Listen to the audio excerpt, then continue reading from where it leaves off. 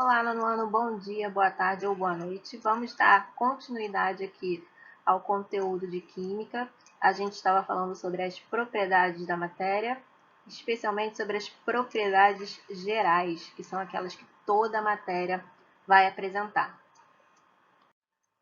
Bom, então quais são essas propriedades gerais que todo corpo vai apresentar e vocês já viram na última aula?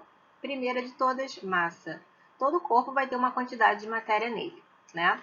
Inércia é a capacidade que o corpo tem de permanecer em repouso ou de continuar o movimento, a menos que uma força seja feita sobre ele. Lembra o exemplo do ônibus? A gente dentro do ônibus está na mesma velocidade dele, se ele frear, a gente acaba sendo lançado para frente porque o ônibus freou, mas a gente não, a gente seguiu o movimento que a gente estava antes. Extensão é a capacidade que o corpo tem de ocupar lugar no espaço, tá? É o espaço que ele ocupa. Compressibilidade é a capacidade que um corpo tem de ser comprimido e reduzir o espaço que ele ocupa.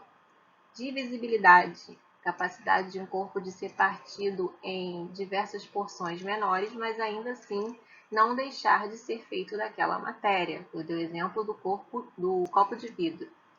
Elasticidade é a capacidade que um corpo tem de voltar à sua forma original depois que ele seja deformado por alguma força. Eu dei o exemplo da mola, do elástico e até mesmo da pele do nosso rosto. E a última propriedade que eu falei com vocês foi impenetrabilidade, a matéria impenetrável. Dois corpos não ocupam o mesmo lugar no espaço ao mesmo tempo. Como falamos na última aula, as propriedades específicas são as características próprias, ou seja, específicas de cada matéria. Está no nome. E quais são as propriedades específicas da matéria? São basicamente quatro. As organolépticas, nome difícil, mas vai ser muito fácil de vocês entenderem. As funcionais, as químicas e as físicas. E a gente vai ver uma por uma agora. Bom, a primeira propriedade específica que eu falei com vocês no quadro anterior foi a propriedade organoléptica. Esse nome é difícil, mas o conceito é bem fácil. São as propriedades que os sentidos do corpo humano podem perceber, são capazes de perceber. Então, por exemplo, cor, brilho, cheiro, gosto, textura de um objeto, tudo isso pode ser percebido pelos sentidos do corpo humano. Então, se um objeto tem um brilho específico, né, por exemplo, um metal, ele tem um brilho diferente da madeira, que não tem brilho, e está sendo percebido pela visão, essa é uma propriedade organoléptica dos metais. Se você consegue sentir o gosto, né, e diferenciar esse material pelo gosto, é uma propriedade organoléptica. Por exemplo, se você coloca um pouquinho de sal e um pouquinho de açúcar, um do lado do outro, visualmente você até não consegue, algumas pessoas conseguem, outras não conseguem diferenciar uma de outra, mas se você provar, você vai ver que o sal é o salgado e o açúcar é o doce. Então, essa é uma propriedade organoléptica desses materiais. Se a superfície é lisa, se ela é macia, se ela é suave, se ela é áspera, se você consegue diferenciar um material do outro por essa característica percebida pelo tato, essa é uma propriedade organoléptica desse material. Se esse corpo, se essa matéria tem um cheiro específico que permite que você diferencie uma da outra, também estamos falando de uma propriedade organoléptica. Se esse material emite um som diferente, dependendo do estímulo que ele recebe, você também está falando de uma propriedade organoléptica. Por exemplo, quando você quer ver se é vidro ou se é cristal, um copo, se você der uma batidinha nesse material, você vai ver que o cristal e o vidro emitem sons diferentes quando isso acontece. Então, é uma propriedade organoléptica desses materiais. Então, pessoal, um exemplo bem simples para quem ainda não entendeu. Temos aqui duas imagens. Uma, a menina está bebendo um copo de água, um líquido, né, que está dentro do copo, que é a água. E na outra, o rapaz está bebendo um líquido, que é o vinho. Ele está até de olhos vendados na imagem. Vamos supor que essa menina aqui também esteja com os olhos vendados. Vocês acham que ela é capaz de saber se ela está bebendo água? Claro que ela é capaz de saber. Por quê? Porque a água é um líquido que não tem cor, não tem cheiro e não tem gosto. Então, mesmo que ela esteja de olhos fechados, aliás, todos nós, mesmo nós estando de olhos fechados, nós conseguimos identificar que estamos bebendo água, certo? E esse rapaz aqui, se ele bebe esse líquido aqui, que é o vinho, ele consegue saber se ele está bebendo vinho? Também consegue. Mesmo que ele não esteja vendo a cor, ele está sentindo o cheiro e vai sentir o sabor do vinho, né? Que é uma bebida alcoólica. Então, são dois líquidos, mas que têm cores diferentes, cheiros diferentes e sabores diferentes, tá? São propriedades organolépticas de cada um desses líquidos.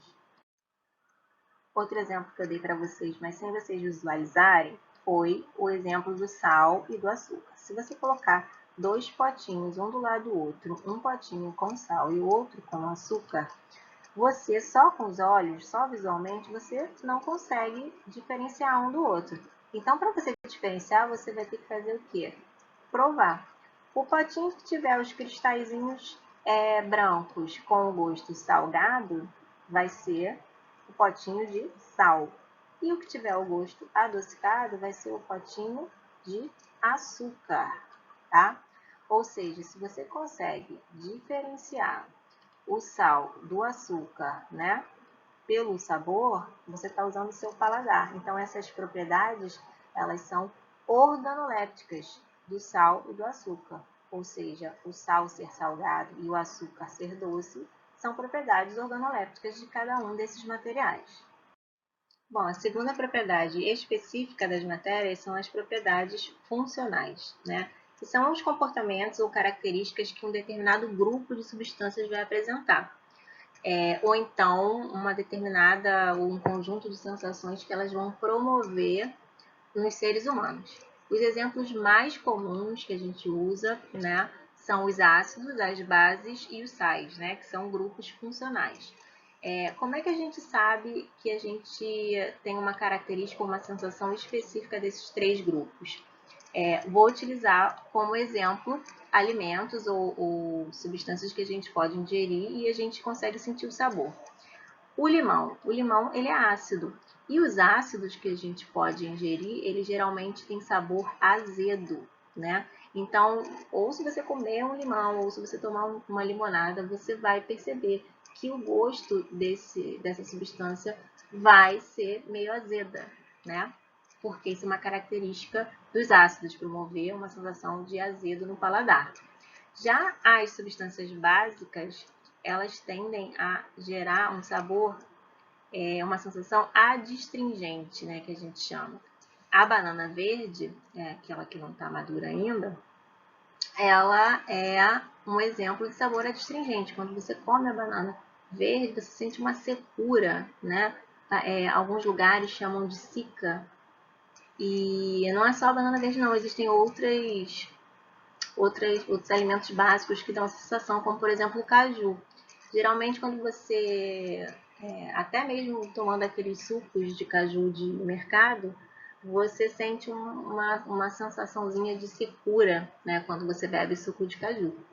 E os sais têm a tendência de terem sabor salgado, né, quando podem ser ingeridos. Então, a propriedade funcional ela está relacionada ao comportamento dessas substâncias que são parecidas, né, são grupos de substâncias que têm um comportamento parecido ou que promovem sensações parecidas aos nossos sentidos, tá bom? Vamos para a terceira das 4 propriedades específicas que eu coloquei lá no primeiro quadro, que é a propriedade química, né?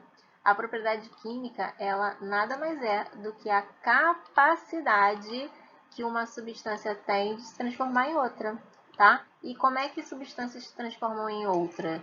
Através de reações químicas, tá?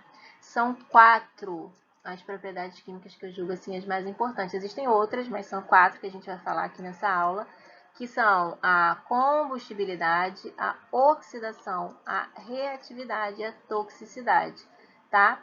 Essas imagens aqui estão representando o conceito de cada um desses itens, tá? Outra coisa, por que eu coloquei 3.1, 3.2, 3.3 e 3.4 para vocês seguirem no caderno? Porque todas elas são itens que pertencem ao quê? Às propriedades químicas, que estão descritas no item 3. Bom, primeira propriedade química que eu coloquei no quadro anterior foi a combustibilidade ou inflamabilidade, que nada mais é do que a capacidade que a matéria tem de pegar fogo, né, de queimar, ou seja, de entrar em combustão. E aí eu separei 3 exemplos para vocês. Primeira imagem, um pedaço de madeira pegando fogo. A segunda imagem, uma folha de papel pegando fogo. E na terceira imagem, eu coloquei a boca de um fogão aceso e as chamas em contato com a grade do fogão, né? Que é feita de metal. E aí, pessoal, eu pergunto para vocês respondem daí. Qual material, vou escolher 2 aqui e vocês vão me dizer o que vocês acham daí. Qual material, a boca do fogão com essas grades de metal ou uma folha de papel, vai pegar fogo primeiro? Fica bem claro que é uma folha de papel, né? Porque basta a gente acender um fósforo e encostar nessa folhinha que ela vai entrar em combustão. Já essa grade aqui, gente, do fogão, ela pode ficar o tempo que for exposta ao fogo aqui, você pode cozinhar durante horas e ela não vai pegar fogo. Ela vai ficar muito quente? Vai ficar muito quente, mas ela não vai entrar em combustão. Então, combustibilidade é a capacidade que a matéria tem de entrar em combustão. E a combustão, pessoal, é uma reação química que transforma um combustível em outros produtos e energia.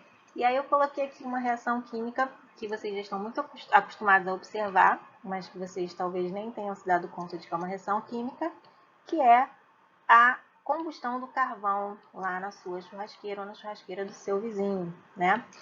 Você, quando vai fazer um churrasco, você precisa de carvão. E para você fazer o churrasco acontecer, você tem que colocar, né, uma ajudinha ali no carvão, uma energiazinha, né? Um foguinho para ele poder queimar.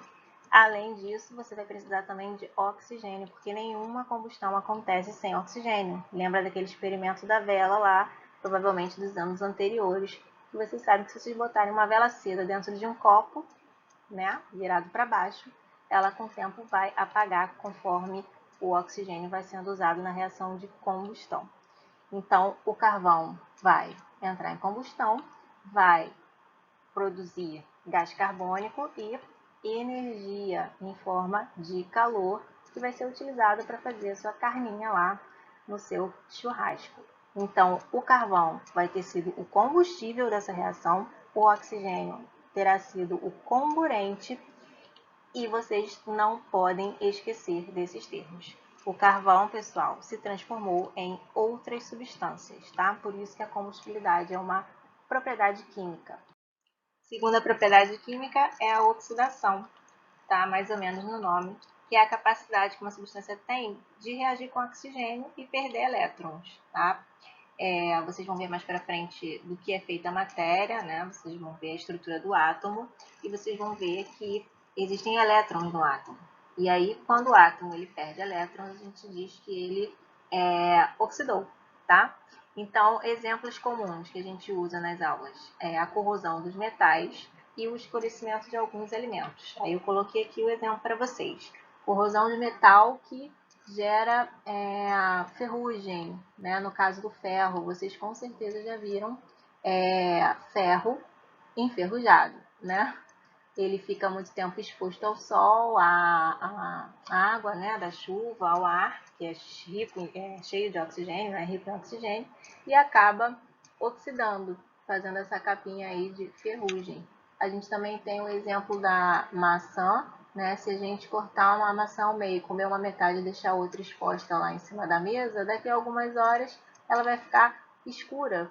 Por que ela vai ficar escura? Porque as substâncias da maçã reagiram com oxigênio e perderam elétron, né? Produzindo essa coloração escura. As pessoas geralmente acham que ela está estragada, mas ela não está estragada não, tá? Ela perde um pouco o valor nutricional, mas ela ainda assim pode ser ingerida, tá? Se não tiver nenhum outro sinal relacionado a apodrecimento. Terceira propriedade química é a reatividade. Lembrando que as propriedades químicas são aquelas que estão relacionadas à capacidade de uma substância de se transformar em outra substância. E isso só acontece se ela sofrer uma reação química.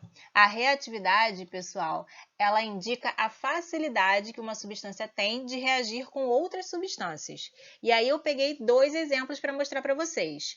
O sódio metálico, que tem alta reatividade, ou seja, reage muito facilmente com outras substâncias, e o ouro, que tem baixa reatividade, ou seja, ele não reage facilmente com outras substâncias. Aqui, por exemplo, pessoal, na primeira imagem, a gente está falando do sódio metálico. Quando a gente coloca o sódio metálico em contato com a água, a reação é quase que instantânea. O sódio vai fazer com que o hidrogênio da água seja liberado muito rápido, causando uma espécie de explosão, tá? Já o ouro é um metal que tem como característica a baixa reatividade, que até agrega valor a esse metal. Essa é uma das causas pelas quais ele é muito valioso. O ouro, ao contrário do ferro, por exemplo, se fosse utilizado para fazer portões, se fosse usado para fazer correntes, ele dificilmente seria corroído pelo oxigênio, né? Então, ele reage muito pouco, ele tem baixa reatividade, por isso ele tem uma durabilidade muito maior. Quarta e última propriedade química que eu coloquei para vocês no primeiro quadro das propriedades químicas, toxicidade. A toxicidade, pessoal, ela é a capacidade que uma substância tem de causar mal ao nosso organismo, né? De ser nociva ao nosso organismo. A toxicidade vai sempre depender do nosso organismo, porque cada um responde de um jeito, e da dose da substância que você vai ingerir. Então, eu coloquei dois exemplos para vocês. Um exemplo do medicamento, né, que é muito importante para o tratamento de várias doenças e também para controlar alguns sintomas que essas doenças causam na gente e causam desconforto. E o álcool, que é muito utilizado em bebida alcoólica de forma recreativa. As pessoas bebem para se divertir. Mas não se enganem, os dois têm coisas a serem consideradas porque podem acabar fazendo mal se forem tomados em excesso. Primeiro, a dipirona, por exemplo, ela é utilizada para dor de cabeça, para cólica, para controlar a febre, mas se você tomar dipirona em excesso, você pode ter tremores, pode sentir náusea, você pode desencadear várias reações alérgicas no seu organismo, como até mesmo uma crise de asma, e que se for muito severa pode até ser fatal, tá? Em alguns países a dipirona é até proibida. As bebidas alcoólicas, por exemplo, vocês já devem ter cansado de ver pessoas bêbadas por aí, né? O que acontece com uma pessoa que está sendo considerada bêbada? Ela está intoxicada, ela está com excesso de álcool no organismo dela, ela está perdendo o equilíbrio, perdendo o reflexo. Geralmente ela vomita, ela tem diarreia e ela pode até entrar em coma, né? Então, o excesso de uma substância pode ser a diferença entre um bem-estar e o mal-estar de uma pessoa. Seja essa substância um remédio, seja essa substância uma bebida ou uma droga, tá? Então, não se esqueçam isso. A diferença entre o veneno e o remédio é a dose, tá bom? Na próxima aula, a gente vai continuar as propriedades específicas da matéria. Se você achou que acabou, não acabou. Ainda tem as atividades que vocês têm que fazer referente a todo o conteúdo que a gente já viu até agora.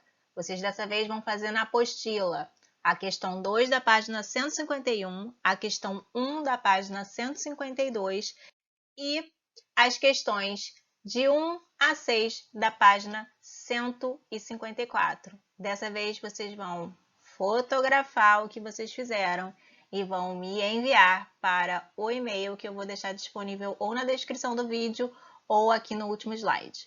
Até a próxima aula!